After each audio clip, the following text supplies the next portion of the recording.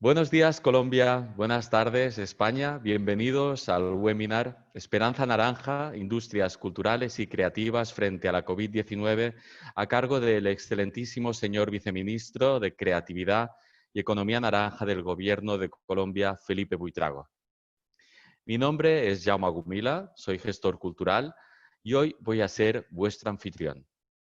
Ahora mismo en pantalla, en plano medio, un hombre de 44 años, con el pelo rapado, barba de 3 días, auriculares, y en el fondo es un fondo blanco, es una pantalla, una pizarra digital, un aula de la Escuela de Adultos de Mahón, situada en Menorca, Islas Baleares, España.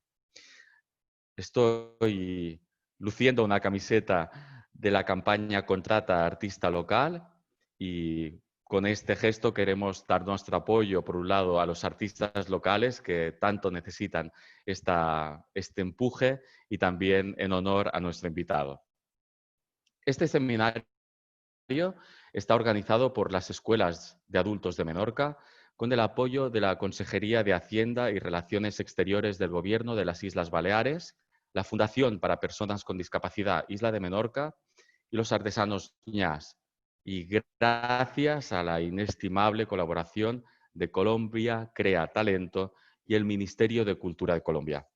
Así pues, muchísimas gracias a nuestro invitado de honor por dedicarnos su preciado tiempo y conocimiento, a la honorable señora consejera de Hacienda y Relaciones Exteriores del Gobierno de las Islas Baleares, Rosario Sánchez, a todas las instituciones y entidades que se han implicado para hacerlo posible, a los participantes, voy viendo cómo van entrando, a Carles Canitrot, al mando técnico, y a Marga Cintas y Sonia Diego, en la traducción a la lengua de signos española con comprensibilidad extendida para el conjunto de Hispanoamérica.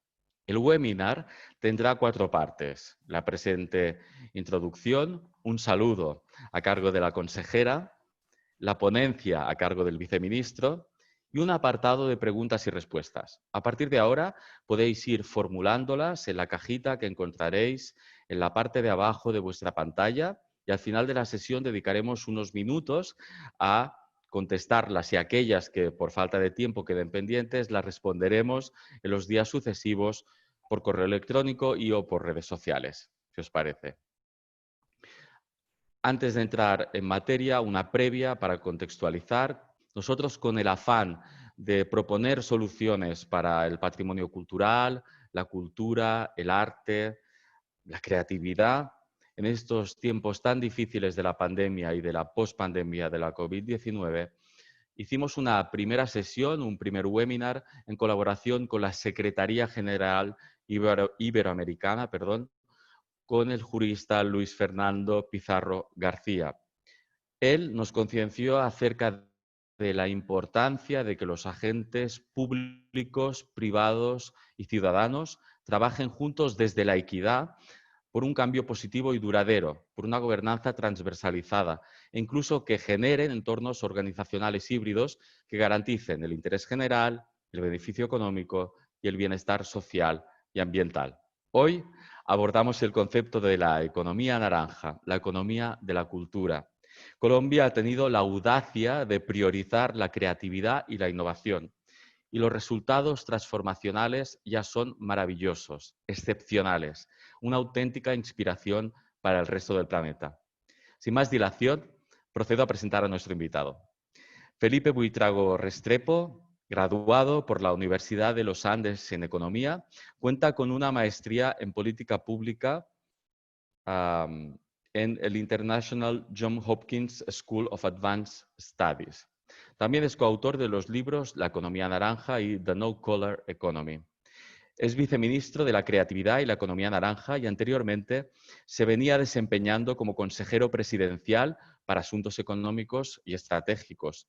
Cuenta con 17 años de experiencia en temas relacionados con el diseño, la implementación y la evaluación de políticas públicas para el desarrollo del emprendimiento creativo y la apropiación de nuevas tecnologías.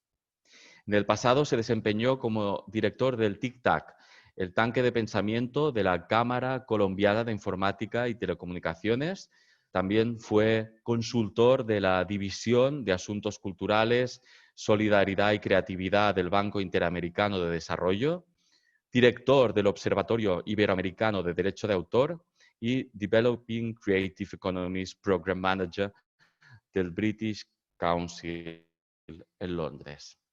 Buitrago ya había estado vinculado al Ministerio de Cultura de Colombia como coordinador del programa de Economía y Cultura, puesto desde el que ayudó al desarrollo de la cuenta satélite de Cultura de Colombia, la primera de este tipo en el mundo, así como en el diseño y negociación de la Reserva Cultural de Colombia en el Tratado de Libre Comercio con los Estados Unidos, estableciendo un modelo que de ahí en adelante el país seguiría utilizando con las demás negociaciones comerciales internacionales.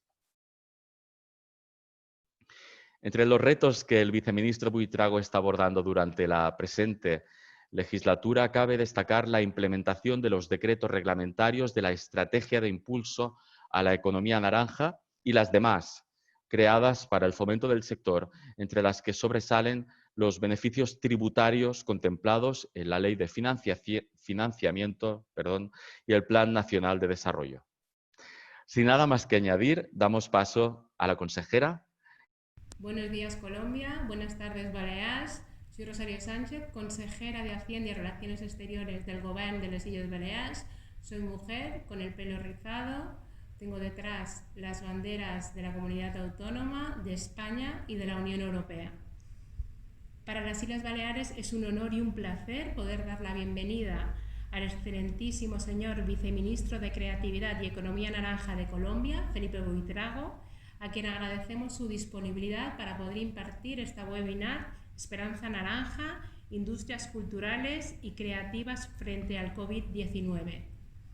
En los difíciles tiempos de pandemia y pospandemia que nos ha tocado vivir, emerge ante nosotros la oportunidad de replantear las prioridades personales y colectivas a partir de una redefinición de los 5 sectores económicos, siempre a favor del interés general, la prosperidad y el bienestar social y el cuidado del medio ambiente.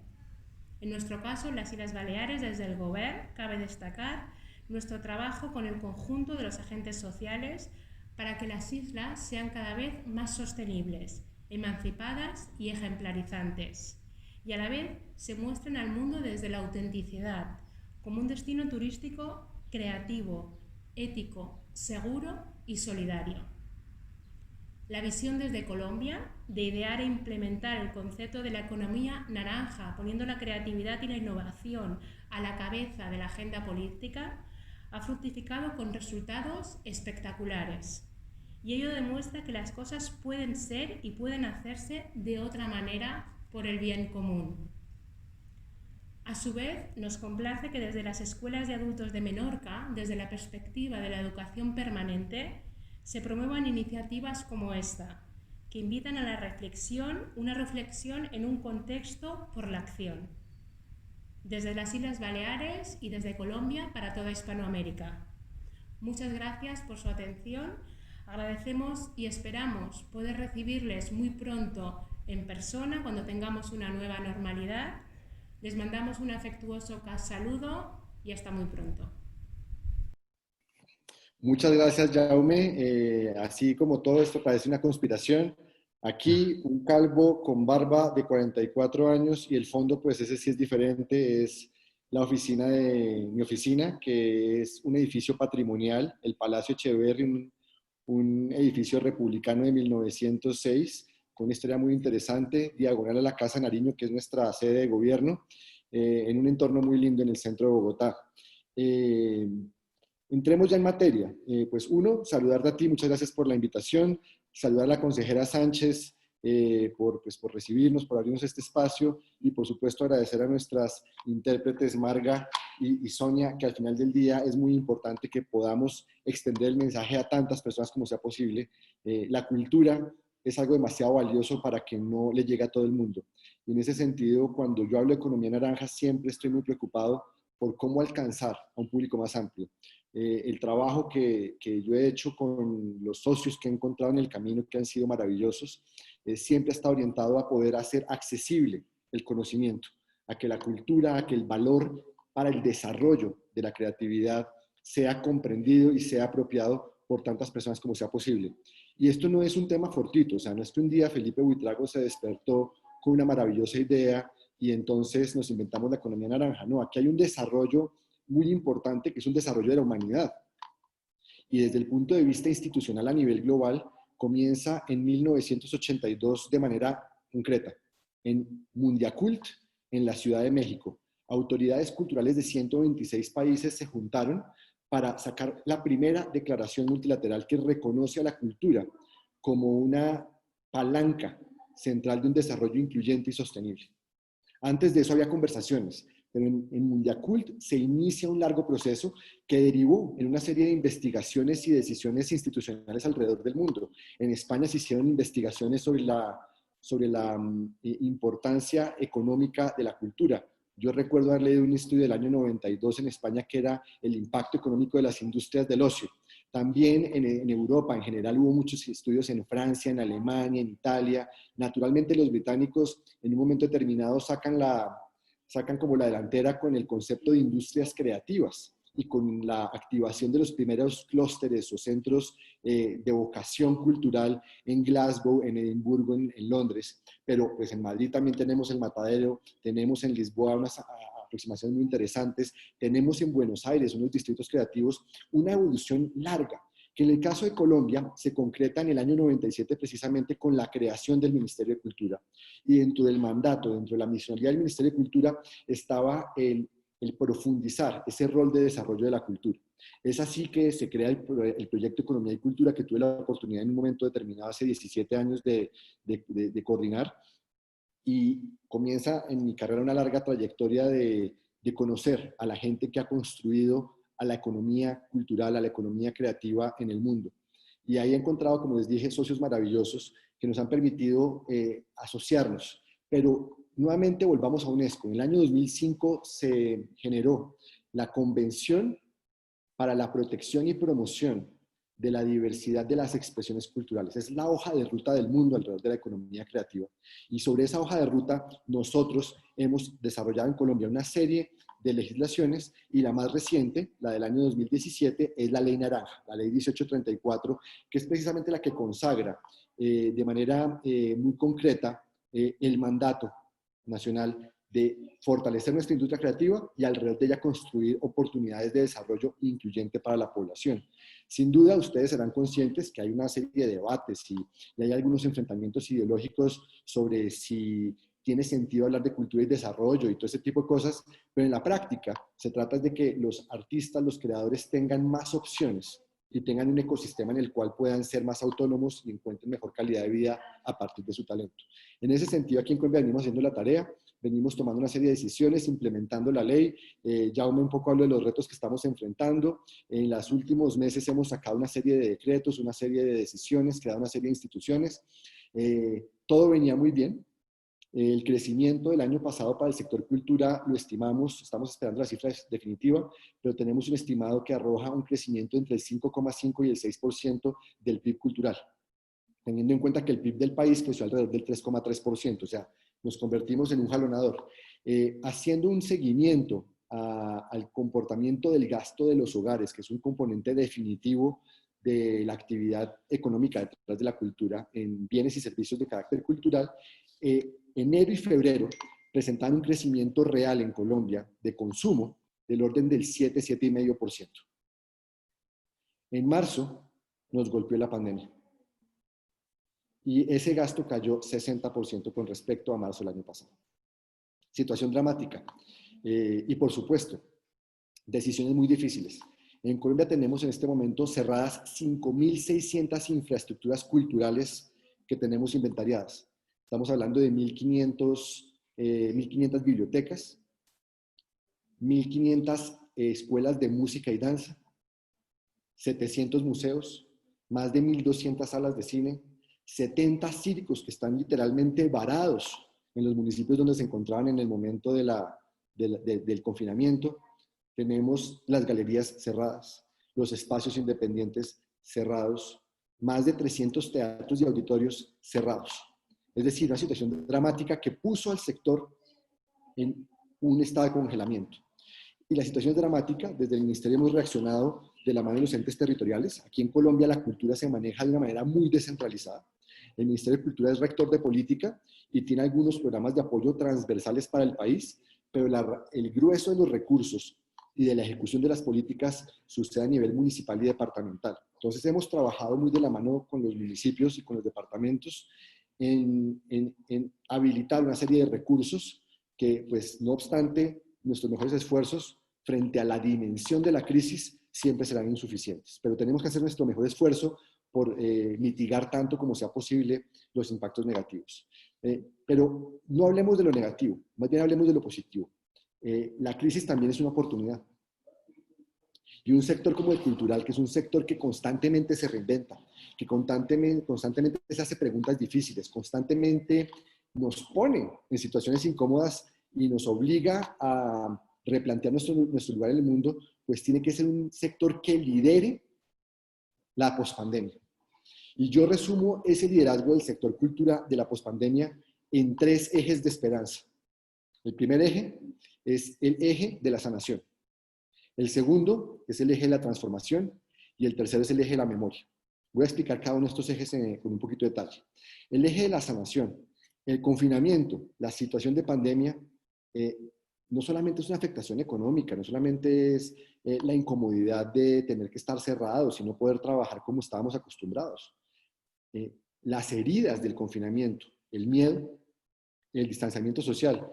Allá los españoles y los colombianos todos somos una cultura muy cercana. Si bien en el lenguaje a nosotros a veces los españoles nos ven un poco agresivos, ¿cierto? Y de pronto a ustedes les hablamos con ellos un poquito confianzudos. En la práctica, la verdad, son expresiones de afecto. Nosotros los colombianos todo el tiempo nos saludábamos de beso, todo el tiempo nos abrazábamos, nos dábamos la mano. Somos culturas muy cercanas. Nosotros vivimos nuestras relaciones bailando. No podemos bailar, no podemos tocarnos, no podemos saludarnos de beso, no podemos darnos la mano. Y eso construye unos miedos, unos imaginarios, unas heridas.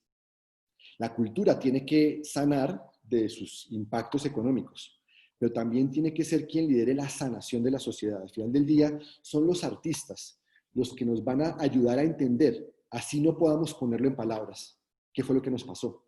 Nos van a ayudar a entender qué perdimos, que no podemos recuperar y tenemos que aceptar esa pérdida. Los artistas también van a ser quienes nos ayuden a entender que hay cosas que perdimos, pero que podemos y debemos luchar por recuperar. Y también sean los artistas los que nos van a hacer conscientes de qué adquirimos en la pandemia, ¿cierto? Que podemos sentirnos cómodos o incómodos, pero que tenemos que aprender a asimilar, aprender a convertir en parte de nuestras vidas y a estar cómodos con eso.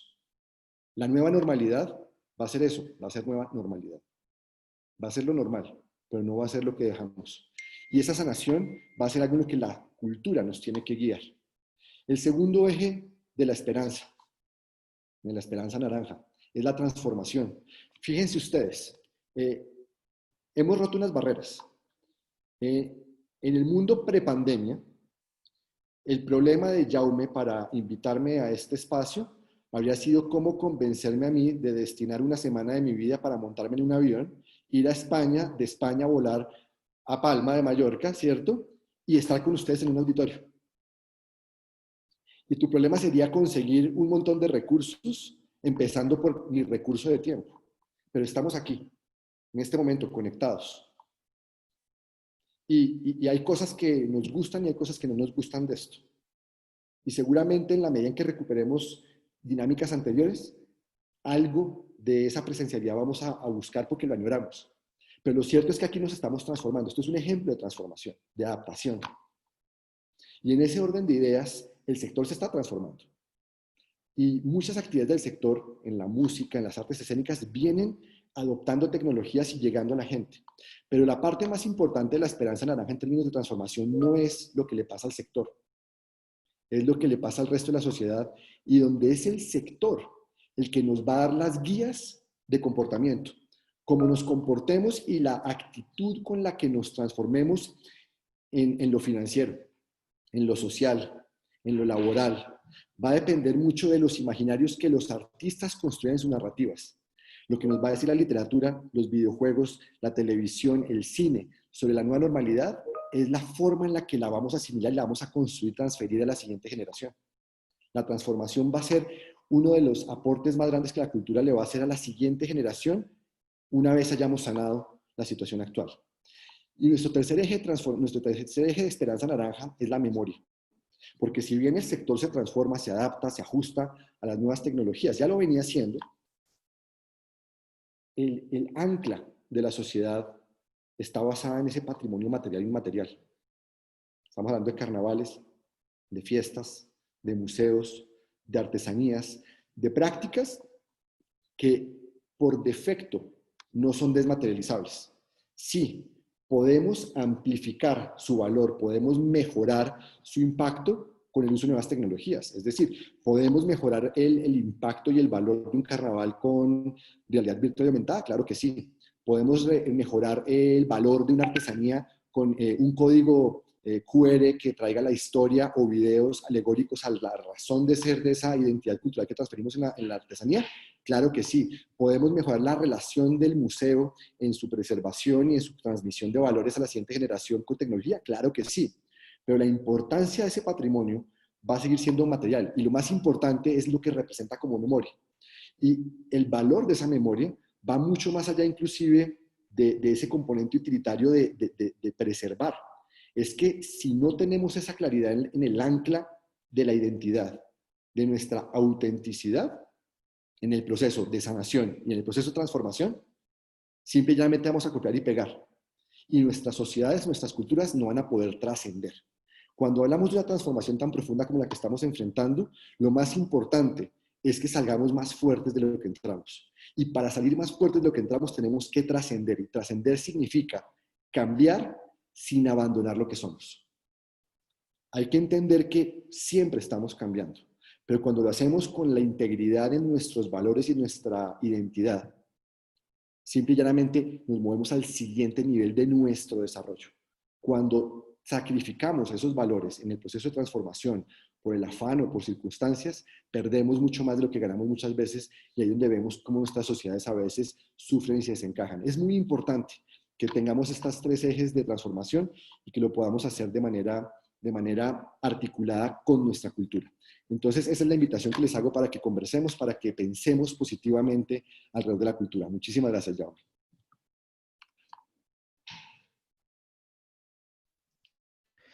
Muchísimas gracias, Felipe, por estas palabras tan reveladoras e inspiradoras.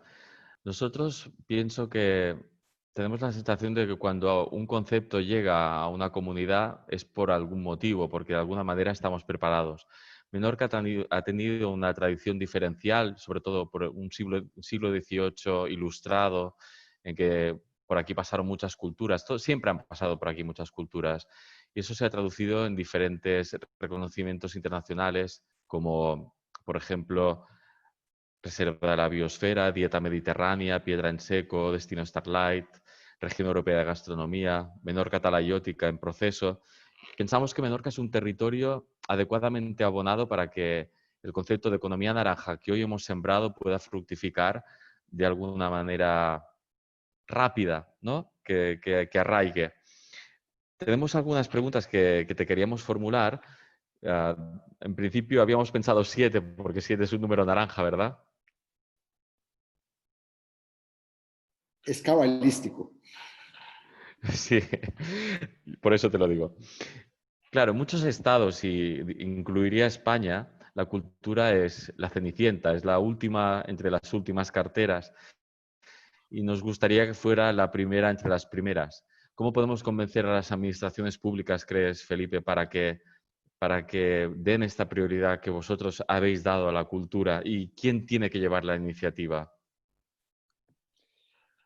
Bueno, ese siempre es como uno de los temas centrales en cualquier discusión, el tema presupuestal. Yo creo que hay un tema aquí hay un tema doble. Primero, hay un reclamo justo del sector por más recursos, por dejar de ser esa cenicienta, ¿cierto? Pero hay un error en la forma en la que se busca. Me explico. Casi siempre pensamos en que la solución es que me den más plata para hacer lo mismo que ya estoy haciendo.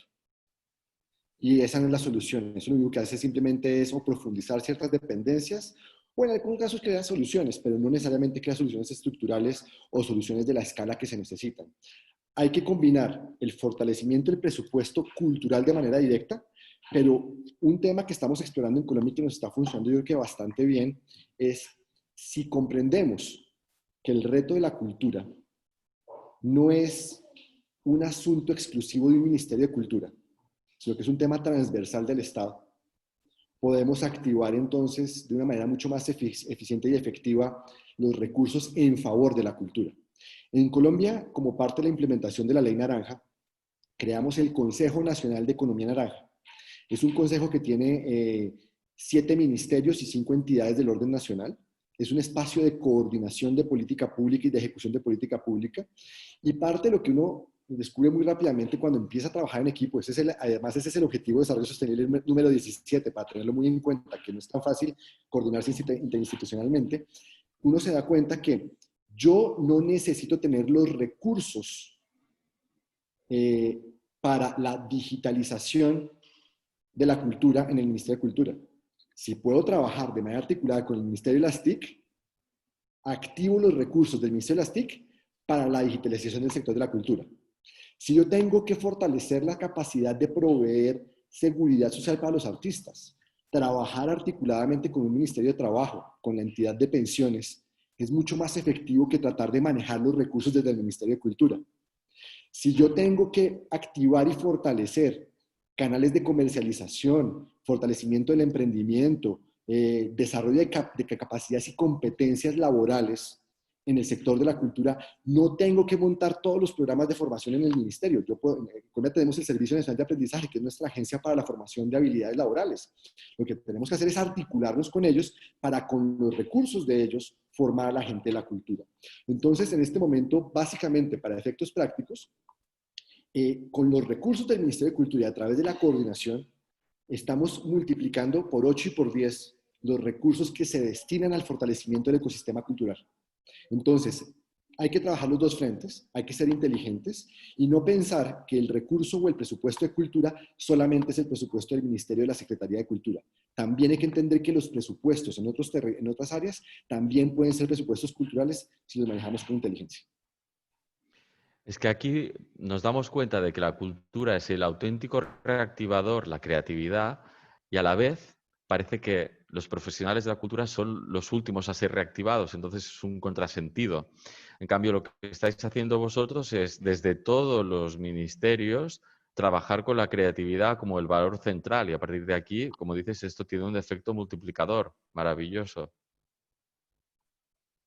Así es. Muy bien, pues la siguiente cuestión sería, ¿cómo surge el libro Economía Naranja, una oportunidad infinita? Fue el inicio, ¿no? O la formulación. Es un libro muy especial también en las formas, no solo en el fondo. Y también empezasteis implementando, si no me equivoco, células naranjas. ¿Nos podrías glosar el concepto de células naranjas? ¿Cómo funciona la implementación de la economía naranja en sus estadios iniciales? ¿Cómo empieza el cambio? Bueno, a ver, hablemos del libro un poco. El libro fue producto de un encuentro realmente casual. Cuando yo estaba en Washington haciendo mi maestría, por intermedio de una amiga, me conocí con el jefe del grupo de la División de Asuntos Culturales, Solidaridad y Creatividad del Banco Interamericano de Desarrollo, Iván Duque, el actual presidente de Colombia. Y en ese encuentro conversamos de estos temas de economía creativa y dentro de la conversación surgió una preocupación de los dos y es cómo hacemos para que esto que nosotros estamos hablando, que es tan evidentemente importante y valioso y fundamental en el desarrollo económico, sea comprendido por los que están, lo que decíamos, por los economistas al otro lado del banco, por los que hacen las políticas públicas. Y dentro de esa conversación, pues hablamos mucho de ejemplos exitosos en la construcción de ese tipo de narrativas. Y pues surgió la asociación con el movimiento ambiental, que el movimiento ambiental tiene una clara asociación con el color verde. Ahora, si tú te preguntas a ti mismo cuál es el color del medio ambiente, no nos cuestionamos, decimos que es verde, ¿cierto? Pero Sí. en realidad hay más azul en los océanos y en los cielos que verde en los bosques. y uno puede argumentar que es más importante en términos de peso, de masa, el café de los troncos que el verde de las hojas, pero el verde es un color que definitivamente nos hace sentir naturaleza, nos da esperanza. Y empezamos a hablar en clave del color de la cultura. Y nos pusimos a analizar y ambos encontramos por diferentes vías que el color naranja efectivamente está asociado a elementos de transformación, de creatividad, de liderazgo, de cultura, de artes, etcétera, etcétera, etcétera. Y empezamos a hablar en clave del libro naranja. Y el libro naranja se convirtió en un objetivo que empezamos a desarrollar. Y lo primero que hicimos fue generar algunos textos que cuando los leíamos decíamos, son textos muy precisos, son textos muy completos, pero ¿qué hay de novedoso en ese texto que no se haya dicho antes? Nada. Entonces, si no vamos a innovar en el análisis de la importancia del sector, ¿por qué no innovamos en cómo lo comunicamos? Y entonces nos encontramos con un libro que se llama As the Future Catches You, de Juan Enrique Escabot, que habla sobre cambios exponenciales. Y la forma en que lo hace de una manera en la que estructura los textos y rompe los párrafos en frases y juega con el tamaño de las letras. Y nosotros dijimos, hagamos algo en ese sentido. Entonces hicimos un experimento, mandamos diagramar una parte de un capítulo y nos gustó muchísimo el proyecto y empezamos a trabajar todo el libro, reescribimos el libro por completo alrededor del diseño. Eso fue lo que nos permitió hacer. Y eso lo que hizo fue, y esto es paradójico, nunca hubo la intencionalidad de generar un movimiento ni de células, ni de grupos, ni de nada. Nosotros estábamos realmente muy enfocados en tenemos que llegarle a unos economistas que no nos quieren leer. Y en el proceso encontramos una fórmula para activar a un montón de gente, un montón de partes, que se activaron solos. Y después teníamos el problema, ¿cómo hacemos para articularlos y para responder a todas las expectativas? Porque nos están buscando para que les resolvamos todo tipo de problemas y nosotros simplemente somos un par de nerds escribiendo un libro. Entonces, fue una situación bastante casual y pues obviamente una vez tú ves el potencial, ya el siguiente paso fue, esto necesita una ley. Y Colombia está listo para esa ley y efectivamente el presidente se vino para Colombia, se lanzó al Senado, quedó en el Senado, presentó la ley fue aprobada, ahora es presidente y la estamos implementando.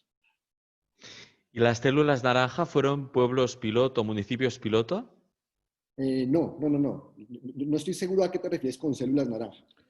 Bueno, Nosotros tenemos un concepto que llamamos las ADNs. leyendo sobre economía naranja, por ejemplo, el pueblo de Barichara, del que te quería comentar, Ya. No, hablaba como si fuera, se hablaba de él como si fuera una célula naranja, como una especie de prueba piloto para ver cuáles serían los bueno, resultados. esa es una de tantas iniciativas autónomas alrededor del concepto. Precisamente en Ujú. Barichara hay un gran amigo, Sergio Morantes, que efectivamente se puso la camiseta y se ha dedicado a promover a la economía naranja y a promover a Barichara con toda. No, nosotros lo que sí tenemos es un concepto que llamamos área de desarrollo naranja, que son los distritos creativos, pero con una aproximación un poco más colombiana, donde el rol de la comunidad en el proceso de activar el distrito es fundamental, junto con los negocios no creativos. O sea, pensamos en esa triada, el clúster creativo, la comunidad y los negocios no creativos de ese espacio para que todos trabajen juntos en un modelo de desarrollo que sea transformación en las ciudades mucho más incluyente y que preserve esas identidades locales en el proceso de construir estos clústeres. Fantástico. Ahora mismo la economía naranja se está extendiendo por Hispanoamérica y también por los otros continentes. ¿Qué países consideras que están siguiendo la estela de Colombia con más firmeza, con más decisión? Bueno, ¿Cómo valoras esta difusión? Perdón. hay diferentes aproximaciones, ¿no? Yo he visto personalmente cómo, por ejemplo, Paraguay ha venido adoptando temas interesantes en economía naranja, adopta el lenguaje, ha venido haciendo la adopción de algunas iniciativas, etcétera. También, obviamente, Argentina tiene una situación compleja porque como nación, digamos, está muy bien posicionado, pero lo que realmente es poderoso es el trabajo que se ha hecho en la ciudad de Buenos Aires. Buenos Aires va muy adelante en los distritos creativos, en su concepción del rol de la cultura en el desarrollo de la ciudad, en su sinergia con el turismo, etcétera, etcétera, etcétera. Chile ha tenido un desarrollo muy parecido al de Colombia, muy paralelo, A veces ellos se adelantan en una cosa, nosotros a veces nos adelantamos en otra, siempre estamos compartiendo, es una competencia sana la que tenemos con Chile y que se ha mantenido durante 18 años prácticamente, durante 20 años hemos tenido mire que yo hice esto, mire que yo hice eso, y siempre aprendemos los unos de los otros. Recientemente en Ecuador y en Panamá están adoptando muchas de nuestras medidas y las están adaptando a lo local. En Perú siempre ha habido como una buena intencionalidad y hay avances. Nunca hacen como algo como muy ruidoso, muy visible, pero yo sé que están trabajando muy bien. Por ejemplo, en Guatemala y en Honduras sé que han estado trabajando también el tema y poniéndose al día. Inclusive en Nicaragua hay una oficina de economía naranja dentro de la presidencia de la República. Entonces, hay muchas acciones. Y los dos grandes, por supuesto, que son Brasil y México, pues son potencias culturales, pero de pronto esa misma potencia, ese peso, a veces dificulta moverse de manera ágil en temas más innovadores. Sin embargo, tienen unas economías creativas muy bien desarrolladas y tienen una relevancia cultural regional innegable. Ujú. Has hablado de los tres ejes que me ha parecido fundamental conocerlos. La pandemia ha impactado todo y también ha impactado la economía naranja. ¿Cómo crees que va a evolucionar a partir de ahora el concepto? Porque es un concepto perpetuamente en transición. Estos A ver, aprendizajes de los tres ejes, mira, ¿tienes vislumbras por dónde irá la economía naranja post pandemia? mira, como te decía en un momento, siempre ha habido un debate ahí, ¿no? Entre quienes han propuesto el rol de la cultura en el desarrollo y quienes interpretan eso como están mercantilizando la cultura. Eh, la realidad es que no es tal. El rol de la cultura en el desarrollo siempre ha existido. Que ahora seamos conscientes de cómo opera y que seamos más intencionales en cómo aprovechamos esa potencialidad para crear oportunidades y generar espacios comerciales es otra cosa. Lo que sí ha demostrado mucho la pandemia al sector, yo creo, es que son innegables las cadenas de valor y la relación con la economía. Porque lo que te decía, si la altísima dependencia del gasto de los hogares, del consumo, para los artistas, para los creadores, para los museos, para todo el sistema, es innegable.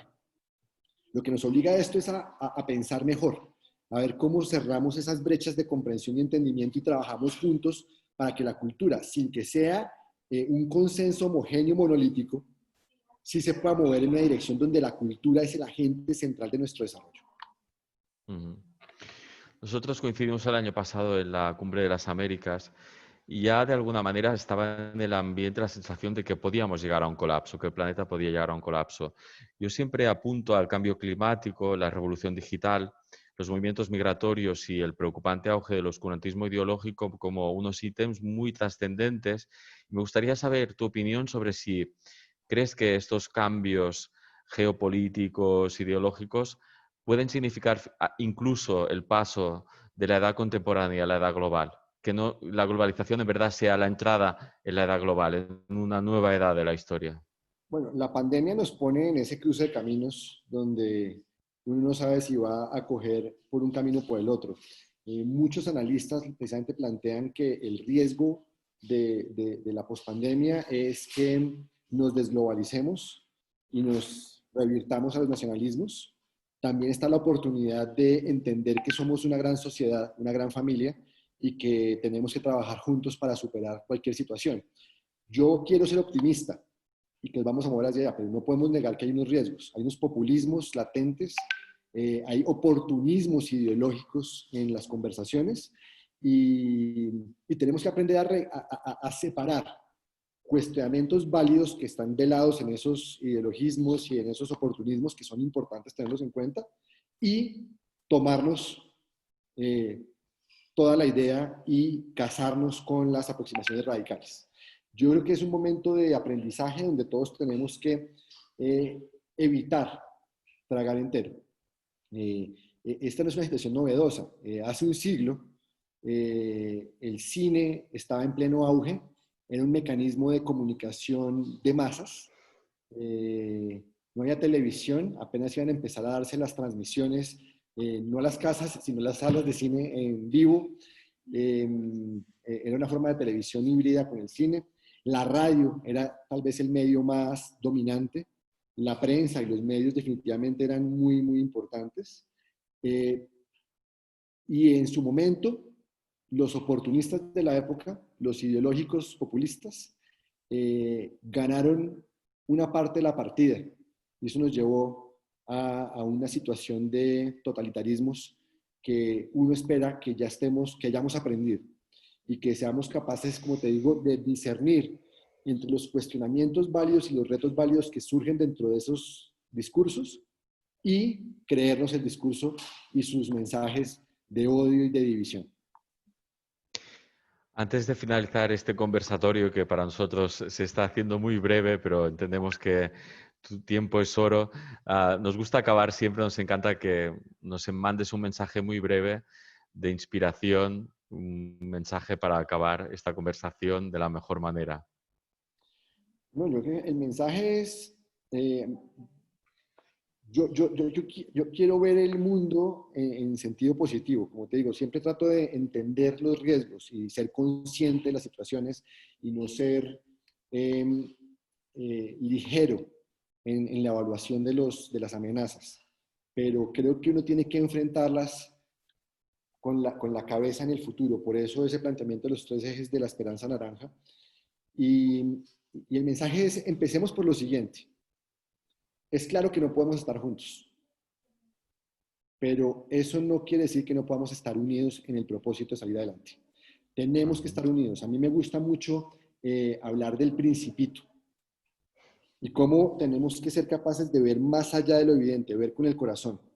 Cuando vemos con el corazón es cuando podemos discernir entre esas situaciones que son los riesgos que tenemos que tener claros, pero también las oportunidades. En muchas de mis presentaciones cierro precisamente con la imagen del elefante dentro de la boa y que si vemos más allá de los ojos, nos damos cuenta que lo que tenemos al frente con la pandemia no es un problema con forma de sombrero, sino una oportunidad del tamaño de un elefante. Maravilloso. Pues muchísimas gracias por este hermoso webinar que jamás olvidaremos y, como has dicho, aunque tengamos que estar separados, confiemos que pronto podamos estar unidos. Bueno, unidos estamos ya, pero que nos estemos más cerca y nos podamos ver en Menorca y te recibiremos con los brazos abiertos para seguir aprendiendo de vosotros y para seguir estrechando lazos entre los 2 países hermanos. Felipe, muchísimas gracias de todo corazón. Oiganme, a ti muchísimas gracias, un saludo para la consejera y nuevamente para Sonia y Marga, muchísimas gracias por hacer que esto sea posible y sea accesible para las poblaciones con discapacidad auditiva. Muchísimas gracias y hasta pronto.